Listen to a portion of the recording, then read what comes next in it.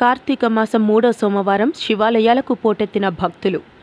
బోలాశంకరుడికి అత్యంత ప్రీతికరమైన మాసం కార్తీక మాసం. ఈ మాసంలో ఆ మహాదేవుడిని భక్తులు అత్యంత భక్తి శ్రద్ధలతో పూజిస్తుంటారు. కార్తీక మాసం ఎంతో పవిత్రమైనది, విశిష్టమైనది అని పురాణాలు చెబుతున్నాయి. కార్తీక మాసంలో భక్తులు నదుల్లో పుణ్యస్నానాలు ఆచరిస్తుంటారు.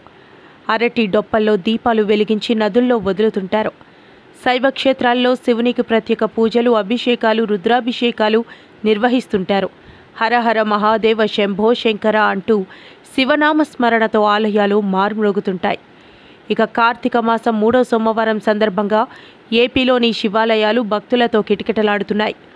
పంచరామ క్షేత్రం, ద్రాక్షారామ, శ్రీ భీమేశ్వర స్వామి ఆలయం, పాదగయ క్షేత్రం, శ్రీశైలం ఆలయాలకు భక్తులు పోటెత్తారు. వేకువజామునే పుణ్యస్నానాలు ఆచరించి ఈశ్వరుణ్ణి దర్శించుకుంటున్నారు. రాష్ట్రంలో ఎక్కడ చూసినా పెద్ద ఎత్తున కార్తీక మాస పూజలు నిర్వహించారు. కార్తీక మాసం 3వ సోమవారం కావడంతో అరటి డొప్పలపై కార్తీక దీపాలు వెలిగించి పుష్కరిణిలో వదులుతూ భక్తి శ్రద్ధలతో భక్తులు పూజలు చేస్తున్నారు.